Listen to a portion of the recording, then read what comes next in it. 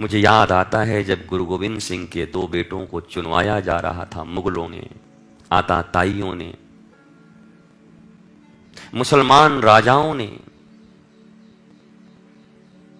आक्रांताओं ने, जब कत्लेआम मची थी भारतवर्ष में, हिंदुस्तान में, जब चोटी और जनेऊ काटे जाते थे, रक्त रंजित की जाती थी भारत की भूमि, सनातन धर्मावलंबियों की कोई सुनने वाला नहीं था, हिंदुओं की कोई सुनने वाला नहीं था। इस पूरे भारतवर्ष में इतना अत्याचार। उस समय में उनके दोनों बेटों को चुनवाया गया। मुझे आश्चर्य होता है कि जिस 25 दिसंबर को आप क्रिसमस मनाते और क्या क्या मनाते, मनाइए, मुझे कोई बैर विरोध नहीं है, लेकिन जरा उसी 25 दिसंबर को याद कर लिया करो कि उसी दिन गुरु गोविंद सिंह के दोनों बेटों को चुनवा दिया गया था। क्यों पता है? तुम्हारे हिंदू धर्म की रक्षा के लिए। नन्हे नन्हे बालक, एक 15 साल का, एक 11 साल का, कैसे युवराज जैसे गोरे पुत्र इस्लाम धर्म कबूल कर ले और नहीं तो तुझे चुनवा दिया जाएगा। भारत भूमि की रक्षा के लिए, सनातन धर्म की रक्षा के लिए, अपने धर्म की रक्षा के लिए दीवारों में चुन दिए गए, पर विधर्मियों के धर्म को स्वीकार नहीं किया। 15 साल का बेटा खड़ा था और पहले 11 साल के बेटे को चुना जा रहा था, तो आंखों में आंसू आ गए। तो छोटे भाई जो चुन दिया गया था, यहां तक कि 11 साल का बच्चा, कहा भैया आप क्यों रोते हो? आप डर गए? आपको क्या हो रहा है? बोला नहीं नहीं लाला, मैं सोच रहा हूं मेरी आयु तुझसे बड़ी है, पहले मुझे जाना चाहिए था। मैं अपनी आंखों के सामने तुझे जाता हुआ देख रहा हूं, बस इस बात का कष्ट है। पहले मुझे चुन देते। और जानबूझकर वो विधर्मी, वो शासक, वो मुगल, वो मुसलमान जानबूझ के ऐसा कर रहे थे। तड़पा तड़पा के मारते थे लोगों को, केवल हिंदू होना ही अपराध था। ऐसी स्थिति थी इस देश की। उस स्थिति से हमें बचाया है हमारे पूर्वजों ने।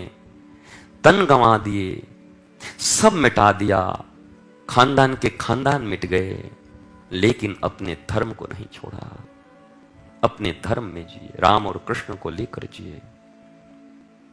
आज उसी देश की कैसी स्थिति है कि जातिवाद के नाम पर लड़ाई हो रहा है, वर्ण के नाम पर लड़ाई हो रहा है, विखंडित किया जा रहा है सनातन धर्मियों को, हिंदुओं को मिटाया जा रहा है, एक दूसरे से भिड़ाया जा रहा है। जरा आप सोचो, एक ही भक्तमाल ग्रंथ है, वहीं पर श्री रैदास जी की कथा है, और वहीं पर चैतन्य महाप्रभु की कथा है, वहीं पर रामानंद जी की कथा है, वहीं पर कबीरदास की कथा है, वहीं चोखा मेला की कथा है, वहीं पर नामदेव जी की कथा है, वहीं सावता माली की कथा है, वहीं जनाबाई की कथा है। कहां जातिवाद है? कहां वर्ण विभेद है? ये तो वोट के सौदागरों ने तुम्हें बांट दिया है, जिनकी तिजोरियां भरी पड़ी हैं, तुम्हें बांट दिया, अलग अलग कर दिए तुम्हें। वरना जिस धर्म को बचाने के लिए 11-11 साल के बच्चे चुन दिए गए हों और मुस्कुरा रहे हों, भैया रोना मत, और फिर 15 साल के बच्चे को चुन दिया। जाओ दिल्ली, गुरुद्वारा शीशगंज, शीशगंज नाम क्यों है? गुरु तेग बहादुर जी के नाम पर है।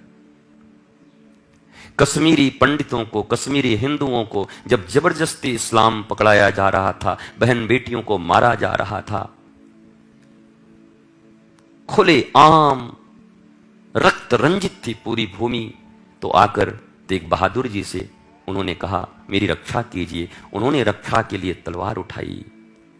तो औरंगजेब शासक था, उसको किसी ने कहा कि अगर ये तेग बहादुर, गुरु तेग बहादुर इस्लाम धर्म स्वीकार कर लें तो सारे हिंदू फिर आपके पांव के नीचे होंगे, सब इस्लाम स्वीकार कर। उसने ऑफर किया कि या तो कर ले, नहीं तो तुझे मरवा दूंगा। धर्म की रक्षा के लिए गुरु साहब, गुरु तेग बहादुर, गुरुद्वारा शीशगंज नाम भी नहीं सुनते। कैसे इतिहास पढ़ाए गए हैं हमें।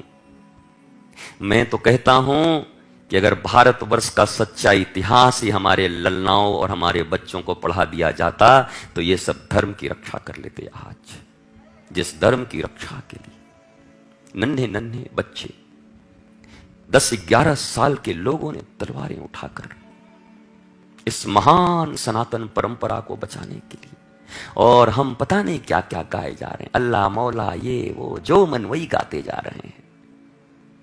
ये पूरा का पूरा फिल्म इंडस्ट्रीज, पूरा का पूरा ये बहुत बड़ा हमला है हमें इस्लाम धर्म कबूल करवाने के लिए, बेधर्मी बनाने के। हर गाने मौला पे, हर गाने अल्लाह पे, हर जगह गजलें। कहां गए राम, कहां गई कृष्ण, कहां गई अभंग, कहां गई मीरा के पद, कहां गए सूरदास के पद, कहां गई जनाबाई के पद, कहां गई तुलसीदास, कहां गई, कुछ पता नहीं। कैसा विकृत इतिहास पढ़ाया गया हमारे बच्चों को, इन्हें कुछ खबर नहीं है क्या कर रहे हैं। इस विडंबना है इस देश की। जिन्हें इतिहास का पता नहीं वो धर्म की रक्षा क्या करेंगे, और धर्म इनकी रक्षा कैसे, ये कैसे सुखी रहेंगे ये लोग। उन गुरु तेग बहादुर जी को आपको पता है गरम तवे पर नंगे बदन करके रोटियों की तरह सेक दिया गया। अब भी स्वीकार कर ले, बोला नहीं, राम मेरे राम धर्म नहीं छोड़ सकता। बालू गरम करा के उनके ऊपर छीटे जाते, गरम बालू।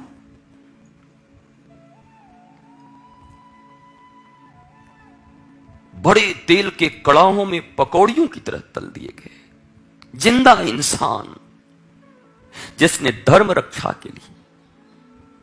हम उनकी इतिहास नहीं पढ़ते, हम ये बाबर, औरंगजेब, अकबर इनका इतिहास पढ़ते हैं। कितना बड़ा धोखा हुआ हमारे साथ, कितनी बड़ी साजिश है ये, हमारी पूरी संस्कृति को और हमारे पूरे मानवता को मिटा देने की। जो सनातन परंपरा वसुधैव कुटुंबकम की बात करता है उसे मिटाया जा रहा है। जहां केवल तलवार, जहां केवल बम, जहां केवल आतंकवाद है वो हमें बनाया जा रहा है।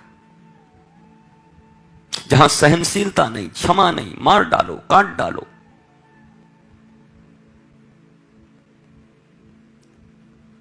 ये सिख गुरु क्यों बने थे? हमारी तुम्हारी रक्षा के लिए। इन्होंने अपने बेटों की कुर्बानियां क्यों दी? वो हो सकते थे, वो राजा बन सकते थे, एक एक स्टेट का राजा बनाने के लिए कहते थे, और वो मुगल लोग, पर हंसते हंसते अपने बच्चों को चुनवा दिया। पर धर्म न छोड़। हमें देखो हम क्या कर रहे हैं, वही सब सुन रहे हैं, वही रट रहे हैं, वही कर रहे हैं। मुझे मेरे कृष्ण का आधार है, मुझे जरूरत नहीं और किसी की। मेरे गुरु और मेरे कृष्ण मेरे लिए समर्थ हैं, मेरी किशोरी, मुझे और कुछ रचने की जरूरत नहीं। मैं उन महापुरुषों को याद करता हूं बस जिन्होंने मेरे धर्म की रक्षा की।